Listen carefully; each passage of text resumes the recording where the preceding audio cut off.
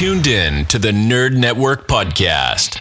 As you just heard, you're now listening and watching the Nerd Network podcast, depending on where you're watching this at, YouTube, Anchor FM, Apple Podcasts, blah, blah, blah, blah, blah, Spotify. Thanks for tuning in. Nerd Network podcast. I'm your host, Marcy, here with Blake and Scott. No Jillian today. Jillian's missing. MIA. He is MIA, but he'll be back soon.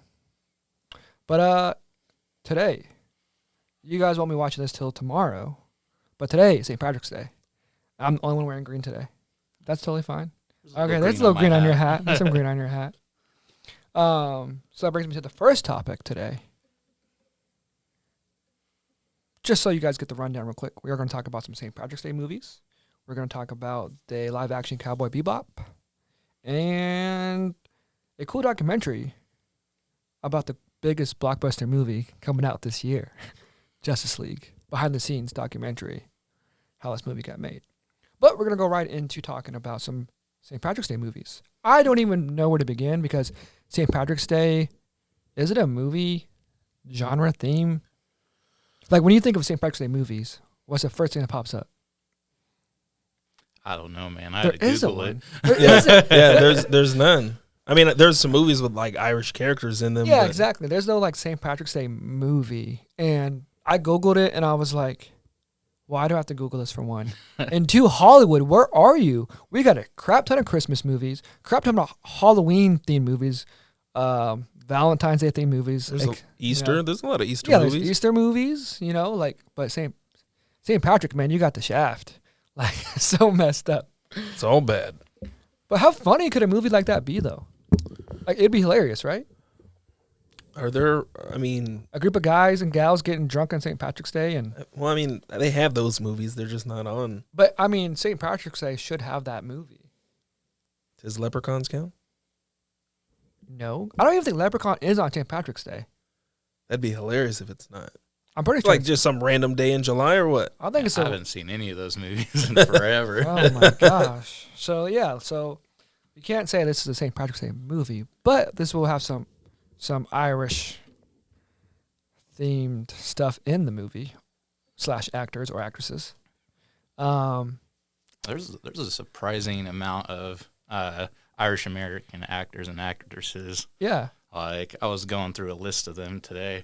Beyonce has some Irish in her. Oh wow. It was one movie, Sing Street. It's based in Ireland, so it's a coming of age one about this group of kids that starts a band heavily influenced by, I think, American music in the 80s. Oh, so wow. they dress up in kind of, David Bowie type outfits and whatnot. Nice. And really good music. It's kind of a musical, but not like, everything. They sing everything. Right. But it was really good. Kind of surprised me as like a really good song by Adam Levine. Maroon 5. So, Blake, what's one that sticks out to you? Yeah, it's obviously not a St. Patrick's Day movie because there are none. But August Rush has some Irish influence. I don't even know if the actors are really Irish, but they do a pretty good job with the accents. About a kid who gets separated from his mom at birth. Dad doesn't want to ruin his daughter's aspiring cello career. So August Rush is like a musical prodigy. Robin Williams finds him in the streets, tries to make some money off of him. Dad's bringing the Irish. So no, that's a good one. That's a dang good movie. Yeah, that movie surprised me. Yeah, that's a good one. It wasn't a movie that normally a movie like that I wouldn't go to see in theaters. I got drug into the theater to see it, but I think I bought it when it came out. So anything Irish-related movie-wise, there's two movies that come into mind. The first one I want to talk about is Boondock Saints.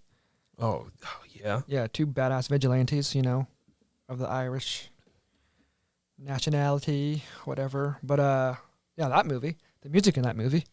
If you haven't seen that, go fucking watch it. You're behind. There's 1 and 2.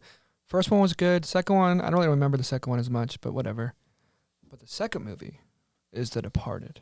That's one movie that reminds me of St. Patrick's Day, but that's nothing to do with St. Patrick's at all, but sorry. When I Googled Irish movies, that's one of the first that came up, too. Oh, and The Departed was so good, man. Boston. Ah, so such a good movie. But yeah, Hollywood, get on it. Why is there no... I don't know. I don't understand. I feel like there could be so many different movies that happen on St. Patrick's Day, and the whole movie's about that day. So, excuse me for not being Irish, but from a friend of mine whose parents were Irish, he was at first generation here. He said it's not a thing. Oh no, it's American. We Americanized it, man. So maybe that's why. Maybe they feel like because it's not a Hollywood does not care, dude. They do anything for a buck, so it doesn't matter. I mean, there's no St. Patrick's Day movies, so maybe somebody does. I don't know. You can make a movie about St. Patrick too. That's fine. Make a good one. I think he's a patron saint of Ireland. Yeah. Well, March 17th, which was yesterday when you guys watched that. When you watch this, but I'm just picturing a Seth Rogen movie on St. Patrick's Day. I don't know why. James Franco. Yeah. They would be a pair to put something together. Yeah, I'd want to see that. Hollywood, make it happen. Topic number 2: Cowboy Bebop live action series has finished wrapping after 2 years. Will be coming to Netflix. I am a total noob when it comes to anime, so Cowboy Bebop, I don't know anything about it. Blake, Scott, tell me what this Cowboy Bebop is about. Well, I haven't watched it in a very long time. It was on Adult Swim, I remember. Right. So whenever I was staying up past my bedtime, I would catch an episode. Wonderful animation, but other than that, don't really know too much about it. It's been described as a neo-noir anime or a space western type. Okay. Yeah, anime. that's a good description of what it is. It wasn't one that I dove heavily into. Like you said, it was either on late or I think it would. Yeah, it wasn't something I really dove deep into. I watched a couple of episodes, but it never fully grabbed me. I know that it's regarded extremely highly. A friend of mine, when I told him what we were going to be talking about tonight, he kind of lit up and was like, "Oh yeah, that's awesome." So I'll probably go back and watch it now since they're going to reboot it. Cowboy Bebop. So it's bounty hunters in space, from what I got. As a semi fan of anime, with Blake, you being an anime guy, are you excited, like super excited for it to be live action, or you think this is just gonna be a whole big ploy to get people to watch it, and it's just gonna suck like every other live action anime? Yeah, that's the fear, right? They haven't really done justice to these. I hope it's not just there is an opportunity. Everybody's begging for these to be great. There's so many anime out there that have some of the best writing, some of the best stories. If they could get this in a studio with, and put do the homework and, put a proper story together. I mean, all the framework is there. Movies like this could be as big as DC and Marvel and these sorts of movies. And the best part about it is because the genre is so varied, people wouldn't even have to know that it's an anime live action. There's so many stories that aren't, space cowboys and all this sci-fi stuff, that would be a good fit here. I hope it works because there's untapped billions. Yeah, what scares me a lot when it comes to these type of movies, series. This is what scares me, that it's a series, that the CGI is not going to be good throughout because it's a series. And that's how I feel like where things get messed up at. Yeah. Hopefully they don't do that with this show. But who knows? We shall see. I'm definitely on board. I'm probably not going to go back and watch the anime. I'm probably going to watch this first, and if it gets me excited, I'll go back and watch the anime. But no, we'll see. So allegedly, John Cho is going to be the main actor. Mm-hmm. John Cho, if you don't know who that is, he's the guy from Harold and Kumar. He's actually a really good actor. Yeah, he's been in a few other things than that. Yeah. He was really good in Searching, where they were trying to find his daughter that went missing. I don't think I saw that one. Oh, you didn't see that? It's a drama where his daughter goes missing. Have you seen that, Scott? Oh man, She goes missing. The reason why she goes missing, she was supposed to be going to like piano practice every day after school, until one day she didn't go, and then he found out that his daughter hasn't been gone for like the past couple of months, and he's been giving her money to pay for the lessons, and then she's been just taking the money, and then she goes missing. It's like every parent's worst nightmare. Yeah, It sounds good. No, it's a really good movie. You should definitely check it out. And I don't know if it's called Search or Searching. Either way, go check it out. Searching. Yeah. Yeah, no, that one's been on my list. Yeah, for a no, while. it's really good. It's really good. He does an amazing job. Like, he's not just your. The good thing about this show, from what I do remember of it, I don't think that there's a lot of CGI necessary for a lot of the things. It's definitely not as far out there as a lot of other animes. I keep pushing for a Black Lagoon. I don't know if you've ever seen Black Lagoon. It's an incredible anime that's based in our reality basically, and so everything kind of works like it does here.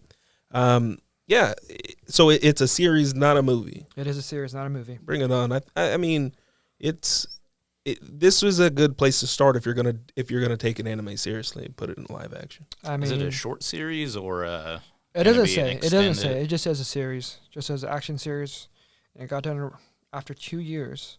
Allegedly, John Cho got injured, so they wait for him to recover to finish. He got a leg injury. Yeah, dang. Who knows? It'll be coming. Hopefully, Netflix in the next year or so.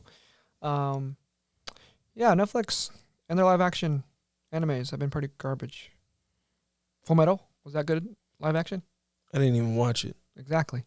Death Note. I didn't even know they had one. Death Note. I watched that one.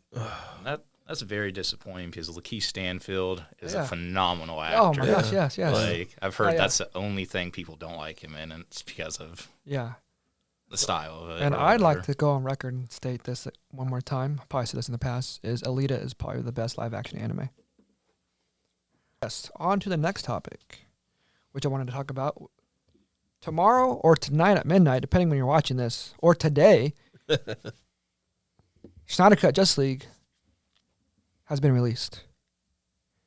Stay tuned for this Nerd Network podcast movie review of that coming out in probably 2 days. But so yeah, Zack Snyder Justice League, the Zack Snyder Cut Justice League will be releasing alongside a behind-the-scenes documentary about how this movie got made. Me being in love with the movies and behind-the-scenes stuff, I can't wait for that. Zack Snyder will be in this a lot, of course. Scott, with you also being a filmmaker yourself, sir, are you excited to see something like this? Does it matter? I like seeing how certain things were made, but as a filmmaker right now, I can't afford any of that stuff. So it's interesting how they do all the CGI and stuff, but it's a little bit above my interest, I guess. Yeah. Because especially I want to find out how far they go back into behind the scenes, like when Zack Snyder first started filming, and then had to leave, and then come back. I feel like it would be like I feel like it would be a huge miss if they didn't account for all of that. I hope so. Like I feel like it's cool to watch a movie be made, but the whole reason why this is such a big deal is because he stopped working on the project. It got picked up by somebody else, and then he came back. There was a huge push for it from the fans, but well, it sucks that it's only gonna be a 30-minute documentary. Do you know if they're going to? Have you seen the behind the scenes Star Wars stuff for The Mandalorian, where they had they talk with all the directors and they talk with all the actors. I love when they do that. That's what I really enjoy when the directors talk about why they loved it and why they did it. And certain aspects of it. But once it got to, how they did this and that kind of got. Zack Snyder will be doing a big interview with that 30-minute documentary. So that'd be really cool. Seeing some of the behind the scenes. I'm assuming we're going to see more of the behind the scenes of the recent filming, which would be really cool.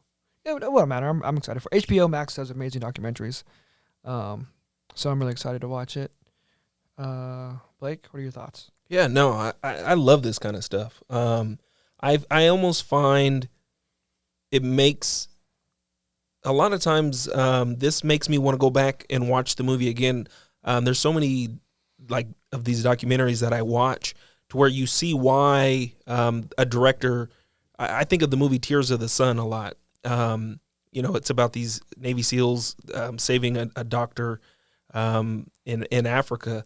But the director goes in and talks about the shots and why he did the angles that he did and how he focused in on the eyes. There's so much eye contact throughout the entire movie, and it makes me go back and watch the movie, and it enhances, it unlocks something in the movie when you realize that you're not just looking really close into somebody's face, but the depth, the facial expressions, the grit, all of those things.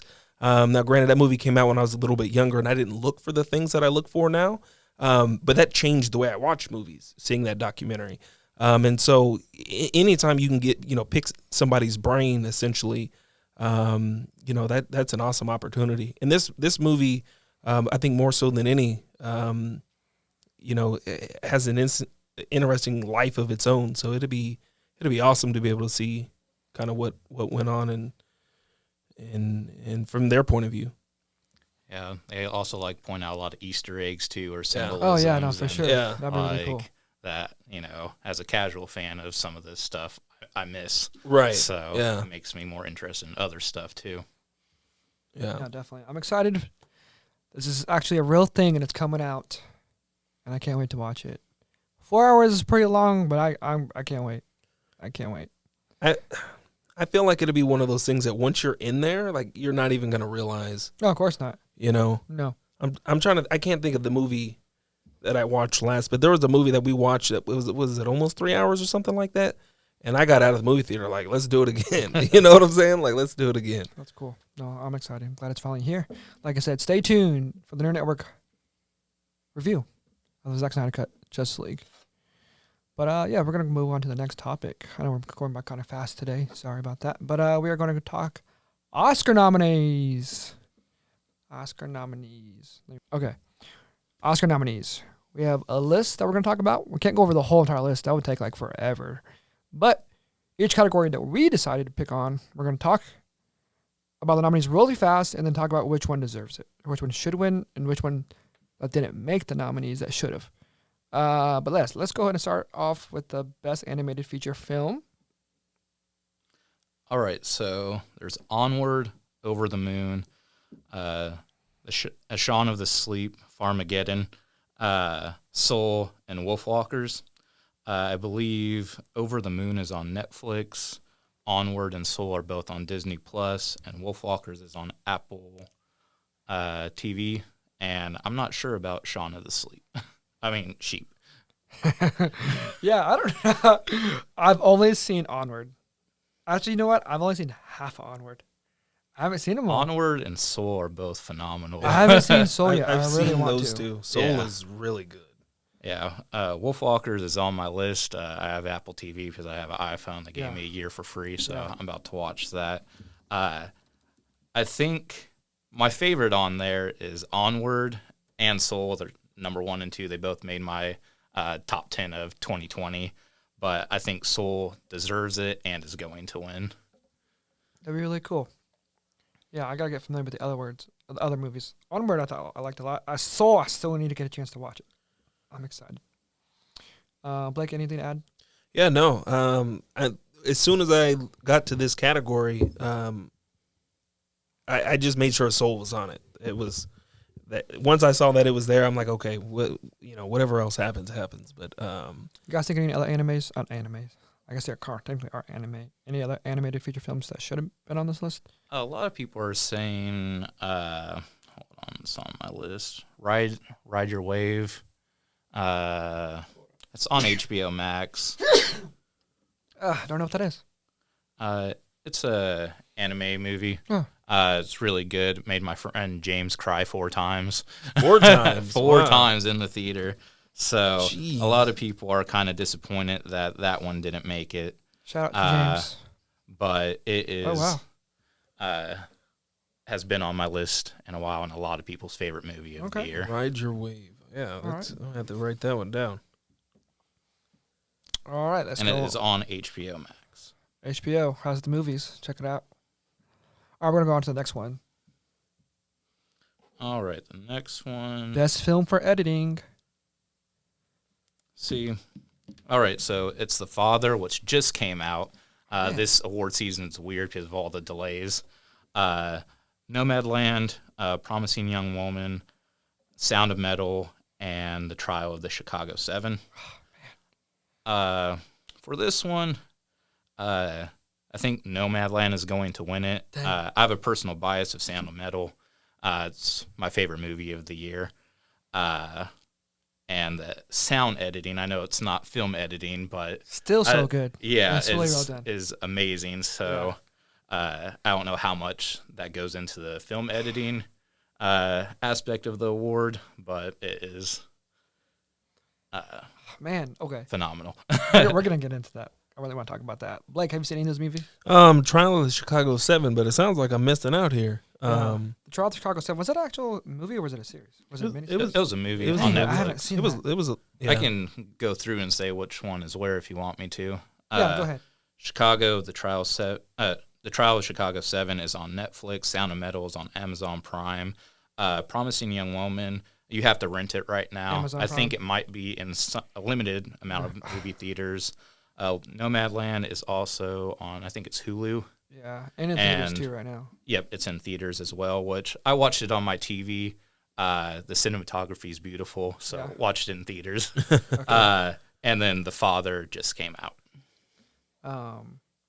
Blake, what were you gonna say though? You were gonna say something.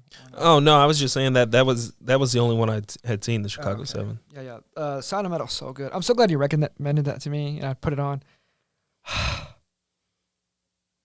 People don't know what the movie's about. It's about a guy who's in a band who ends up losing his hearing, and has come to terms that he's a drummer who can't drum anymore. He's also like in general battling with addiction, and it shows Yeah. like how that affects his struggle with battling with addiction too, because you want to fall back on Yeah. what you used to rely on Yeah. to to cope with stuff, I guess. Oh man, it's just a good movie. Yeah, that alone, that It- plot, yeah. God, that sounds incredible. Do you remember the actor's name? Lead actor? I can't remember his name. right Yeah, now. Riz Ahmed. He's nominated for the best actor for a leading role. Yeah. Yeah, he's in Rogue One as the pilot, Okay. and a couple other things. He's in Venom Oh yeah, as I forgot. the bad The guy. bad Oh, yeah. right, yeah. Yeah. He's a good actor, man. Oh. And so like you were saying, the sound/film editing part, I feel like the sound editing was so well done. Yeah, it should win best sound editing. No, for real, I don't know if that's a thing or not, but oh my gosh, it's so well done. The reason why it's so well done, because I can't speak for or know anything about losing your hearing, but that movie made me feel like I was in his shoes. The hearing loss. Yeah, I'm deaf in one ear, so that's why it's extra personal Yeah. for me. Like, I always fear that this ear is gonna go Yeah, deaf yeah. as well. Oh, it's crazy, And man. like all the tests that he went through, like I remember going every single week Ugh. to see if my hearing was gonna come back, injecting steroids in my ear, So did they do a good job like showcasing that yes. feeling? I feel like they. and I'm not, like I said, I'm only half deaf. Yeah. But I think they did a phenomenal job. Yeah, I felt like I was losing my hearing watching that movie. It just, they put you in it and you feel as if you're him, and you feel so sorry and just feel, oh man, it put you in your feels. Yeah. It's a roller coaster. On the show last time, I said I cried Man, a lot, and dude, I was trying. was good. hard. I had to hold back my tears, man. I tried so hard. Oh, it's so good. And don't what's hold them back. and what's it on? Amazon Prime. Amazon Prime. Okay. It's for free. Check it out. Yeah. All right, let's go on to the next topic. Best cinematography. So Judas and the Black Messiah, Mank, News of the World, Nomadland, and Trial of Chicago 7.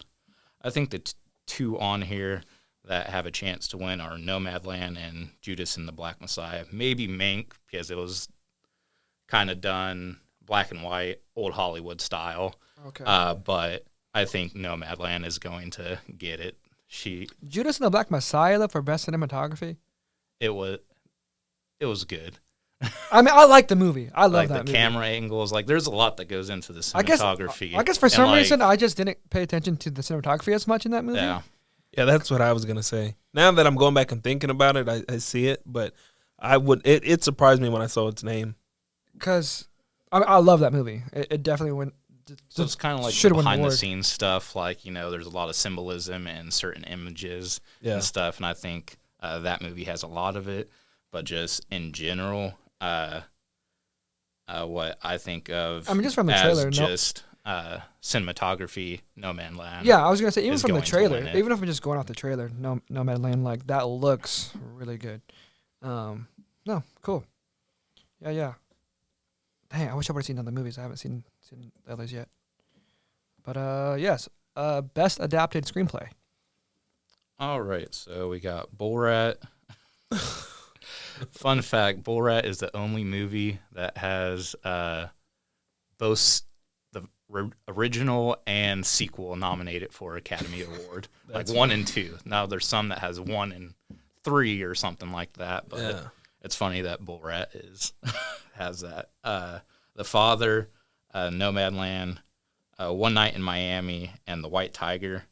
I haven't seen The White Tiger or The Father yet, but I think One Night in Miami deserves this one. I think it should win. Yeah.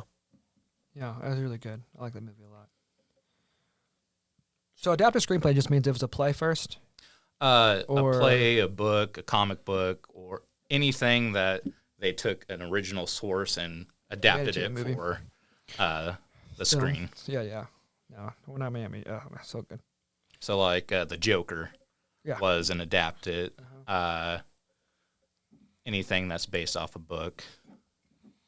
Best original screenplay. So original.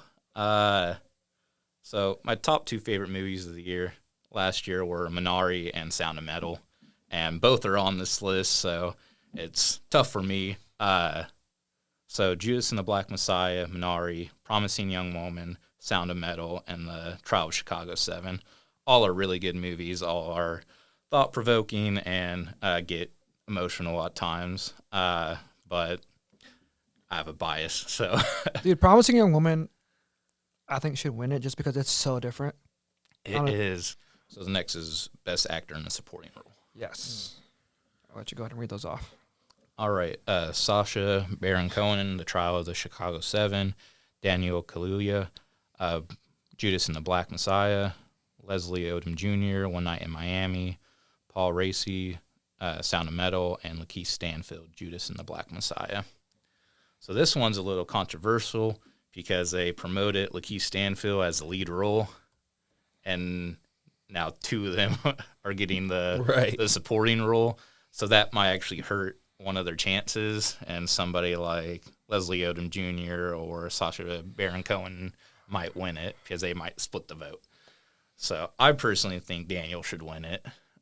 He was more of the supporting role in the traditional sense and did a phenomenal job in that movie. Is Daniel the white guy? No, Who's Daniel? he's Frank Hampton. He plays Frank Oh, Hampton in shit. it. Okay. Fuck, I don't know. I don't know who I'd pick. I don't know who I'd pick out of this category. This is a tough one. I think you're right though about splitting the vote. I will say though that Sacha Baron Cohen, he did a phenomenal job. My kid, who hasn't probably seen the movie Forrest Gump in like, I don't know, 5 years, it was like, hey, is that the guy that's on the stage with Forrest Gump, like yelling, da da da? That's the same guy. So, yeah. Oh, I did not expect to like the Trial of Chicago 7. I thought it was just going to be another, slightly inaccurate historical movie, and it was phenomenal. it was really good. And I was kind of like you. I put it off for like 2 weeks watching it after it dropped, and when I finally sat down to watch it, I was like, wow. Yeah. It was really impressive. It was good enough that I spent probably like 2 hours after I was done watching it, like Googling all the characters to see who exactly they were, all about them. And so, yeah. And when he stood up and read all those names, like I really thought, because I don't know much about that case, so I really thought he was just going to cave in and try to get the littlest sentence as possible. Or right, whatever. yeah. All right, so best actress in a supporting role. All right. So Maria Bakalova, Borat, Glenn Close, Hillbilly Elegy, Olivia Colman, The Father, Amanda Seyfried, Seyfried, maybe. Oh, nice. Mank, and Yoon Jong-yoon, Minari. And I think she should win. She was the grandma in Minari. Have either of you guys I seen want to it? watch it. I It's haven't seen it. $20 still. It's the best movie. It's of the year. $20 still, so I haven't Yeah. put the money down yet. It's in my opinion, it's the best movie of the year. wanna It's not my watch it. favorite. I want to but watch it's it so the bad. best. Ugh. And she's the grandma in it, and her and the grandson's relationship in this is From the trailer alone. so good. It's just like it's Yeah. very moving, and it'll make you tear up. It'll make you cry. It'll make you laugh. No, it looks good. Makes you feel warm and everything. I've seen all of them, but The Father. Amanda was the best part of Mank. A lot of people are saying even better than Gary Oldman, which Oh, wow. Gary Oldman is Wow. a phenomenal actor. Right. So, Right. Glenn Close did a really good job in that movie. A lot of people didn't like that movie. I'm not sure why. I watched it, and I thought it was enjoyable. And then I don't know about the Borat movie. Like I saw it, but I don't know. It's weird when movies like that, they're like live. Like, Right. They're the only ones acting in it. Yeah. So it's just like That it's different. That girl did do a really good job exactly. playing that role, though. Like, So it's just like yeah, she did a really I good mean, job. I haven't seen The Father, so I think all of them deserve to be up there. But I think the grandma from Minari is. Nice. I might have to watch that one. Yeah, I still need to. All right. Best actress in a leading role. Actors? Yep. All right. Viola Davis, Ma Rainey's Black Bottom, Andrea Day, United States versus Billie Holiday, Vanessa Kirby, Pieces of a Woman, Frances McDormand, Nomadland, and Carrie Mulligan, Promising Young Woman. This one's tough for me. There's a lot of great performances in there. So you were talking about how well Carrie Mulligan? did in Yeah. Promising Young Woman. Okay, Carrie Mulligan did a really good job. But of all those movies, though, all those actresses that she's in, or the actresses that are with her in this category, I did not like Ma Rainey's Black Bottom movie that much. But Viola Davis killed that role. I think She killed that role. I think I liked it because of the performances. It's Chadwick Boseman's last performance and her performance, like phenomenal. I think she should win it. To me, she was the only thing good about that movie. You didn't like Chadwick's? I did. No, I feel like he overacted. Yeah.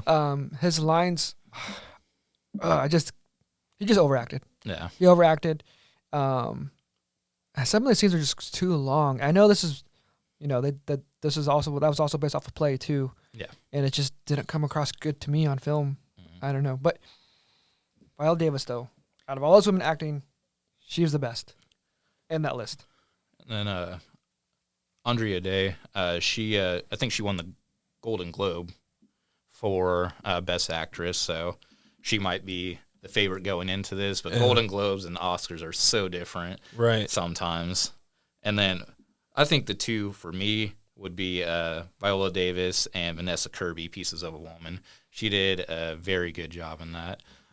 It's on Netflix if you haven't seen it. It's about a woman that gives birth at home and she loses the baby. Oh, no. And her processing that and what her husband wants to do, what her mom wants to do, and she just has to figure out what she wants to do. Yeah.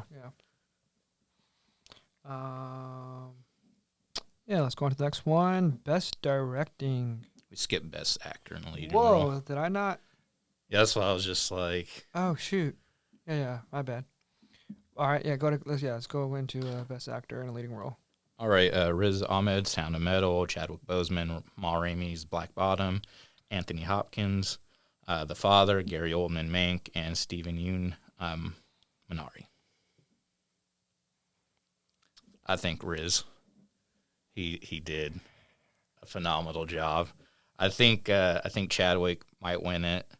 I haven't seen Anthony Hopkins' performance yet, but Anthony Hopkins, he's won stuff before, right? yeah, Gary Oldman won stuff before. Get out of here. yeah, Stephen Yeun, is that the main guy in that movie? yep. Guy from Which Walking is Dead? kind of weird because they really focus on like every character. They focus on the grandma, So it's kinda the hard to pick the father, main the person. mom. I mean, I guess the two that get the least amount is the daughter/sister and the guy that kind of helps with their farm. But I think Riz deserves it and should get it. That movie's just damn good. That movie's just so good. But I And- will say this: that's the category with the biggest snub. I don't want What? RP to Chadwick, but I don't want him to win that. He can't. I don't want him to win. I like But, him, but I just don't think out of that list, he doesn't deserve it. I don't know if you guys have seen the Five Bloods, but Delroy Lindo puts on one of the best acting performances I've ever No, seen. I haven't seen that movie yet either. And Gosh. whether it was best actor, there was kind of a lot of lead roles in that one. So, or best supporting actor, he should have gotten the nominations for one of them, and he didn't. I don't even think he got nominated for the Golden Globes. Man, this is some bullshit. Blake, what are your thoughts? I know you probably only seen like what one or two of those movies. Yeah, yeah. I'm not familiar with a lot of the other ones. I mean, it's fine. All right. Do you think Chadwick should win? No, I don't. And I feel bad. I kind of feel bad saying that, but I don't feel like it should be a gimme. Just because he passed away. Yeah, and I don't want it to be that way either. I don't feel like he. I don't feel like he should though. I just like the performance. It was, I mean, yeah, but He's done better. again, I haven't seen the other movies either. I might watch the other movies and be like, well, I mean, he out of these guys, but Yeah. from what it sounds like, these other movies are heavy hitters. So Riz Ahmed, man, Sound of Metal, so good. check it out. Yeah. Yeah, we already went over Best Actress Leading Role because I messed up. Best Directing. All right, Thomas Wittenberg, another round. It's up for the best international film. Pretty good. Watched it last night. It's about. Dang, I almost watched that the other day too. It's on Hulu. It's about what is it? A group of guys in their 40s or 50s or whatever try to maintain a level of blood alcohol content. So it's like 0.5, and then they raise it, lower it, Jeez. and stuff like that. And it I thought it was very lighthearted at first, and then it really dove into all their problems of why they thought this would be a good idea. Oh, Wow. man. And then David Fincher Mank, Lee Isaac Chung, Minari, Chloe Zhao, Nomadland, and Emerald Fennell, Promising Young Woman. Unfortunately, I've seen none of those movies, but except for Promising Young Woman. I really think Zoe Zhao should win it. She did something different with the movie. It's kind of hard to describe. She used people that actually live that kind of lifestyle. So it's about Okay. people that live in their vans and start kind of travel the nomad way. Right. Like they drive to certain cities where they have parking places for it and live basically through the helps of these communities.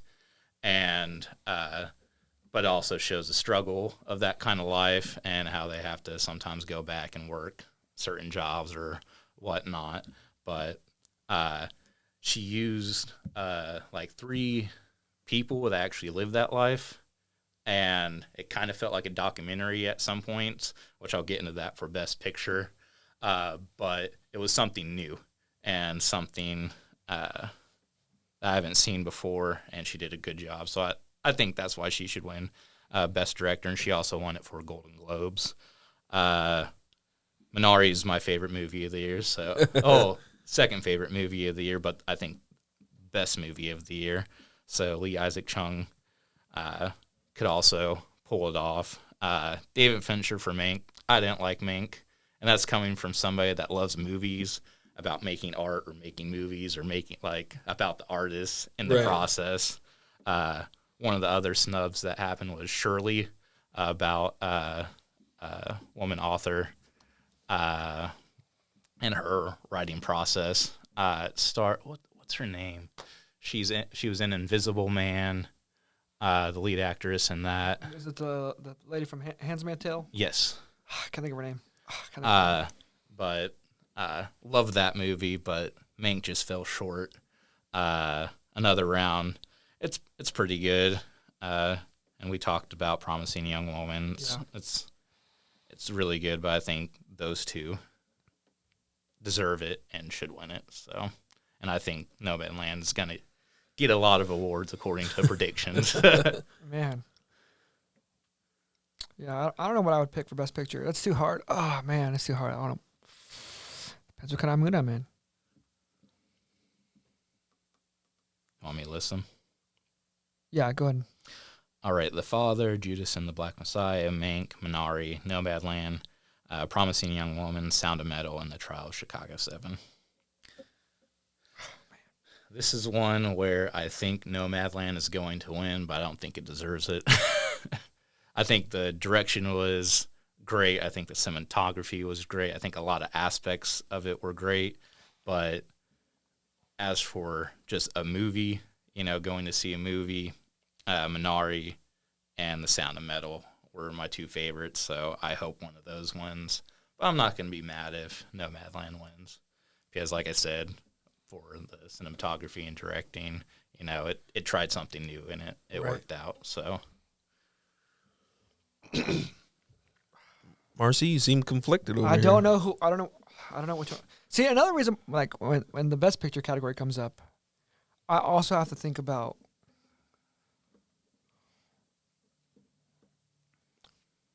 if it's a rewatchable multiple times, once a month, once a week. Yeah.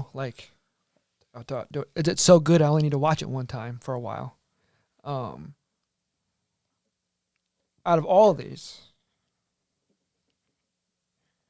the only one that I could watch over and over again, probably, and not like back to back all day long, or like maybe like once a month, would probably be Judas and the Black Messiah. Because I did watch that movie 3 times when it came out. Yeah. I liked it a lot. Keith Stanfield's one of my favorite actors. Because it has everything in it. Like it has everything in it. Yeah. But there's other movies I haven't seen yet on this list. Like Minari, I really want to watch it. I want to it looks like the same has everything in it as well. Man, I don't know. And then again, I do like The Sound of Metal because it was so, for me it was original. It was original, something different and new. I don't know if I could watch it over and over though. I could probably watch. Maybe because of the emotional part in it. Maybe I don't want to feel that. I think that's why I don't like Nomadland for Best Pictures, because I don't think I could watch that over and over again. I think the only time I would ever watch that one again is if I have access to a huge screen, so I could really enjoy that makes the sense. scenery and That whatnot. makes sense. But oh man, I forgot to put my jacket on for the Oscars part. I brought a sports coat. Yeah, we just made it to the last category too. That's funny. But there's a lot of good movies on here. I think this year specifically, I was kind of let down at the beginning of the year with all the delays. Right. But it turned out to be a really good movie year. For for example, sure. when I'm a white guy, so when the Wes Anderson movie got delayed to this year, I was pretty upset. I was just like, man, there goes all the great movies like Dune, a lot of the Marvel movies got delayed, but it turned out to be a very underrated year in the movie, and like a lot of movies I didn't know were coming out came out and blew me out of the water. Right. I think in retrospect, even looking back now, but I think as more time goes by, at least from a movie aspect, from a nerd aspect, we'll start to appreciate a lot of the gems that came out of 2020. Well, I mean, these movies that came out in 2020, they're acting movies. They're not big box office action superhero sci-fi movies. Which is, I like a lot of those, but Which I also is- like these. Yeah, too. and I'm kind of glad that these movies had the time to shine. it was like Unfortunately, a breath you of know, fresh air. and that's what's. There needs to be some balance in Hollywood and movies. There's more than just the big budgeted box office popcorn flicks. So I'm really glad all these movies came out and then we got a chance to see them. I still can't wait to go back and watch some of these movies I haven't seen yet. But Yeah, not only like big blockbusters, but big name directors. Like I said, Wes Anderson. yeah, Also, Christopher Nolan got a movie actually released last year, Tenet, and Oh. it didn't even make my top 10. And Yeah. I love Christopher Nolan. Yeah, There's a lot of new directors yeah. that got a chance this year No. and It's good. are proving themselves. Yeah. No, like definitely. these are No. going to be the directors that we see, have this resume in the future. Yeah, for And sure. they're getting their start or getting their big break and nominations and whatnot. So No, it'll be cool. And yeah, go back and check these movies out if you haven't seen them yet. And be sure to tune into the Oscars and see who comes away with some of the cool little trophies. Yeah, we are not going to do recommended today. We're going to cut this episode short because how long it went. And you're going to get more content from us the next day or two. You're going to see our Justice League Snyder Cut review. But Scott, thank you for being here. I appreciate you, sir. oh, thank you. Blake, as always, thank you. Absolutely. But we are out of here. Don't forget to subscribe. Hit that button. Please subscribe to our podcast. All right, we're out of here. Bye.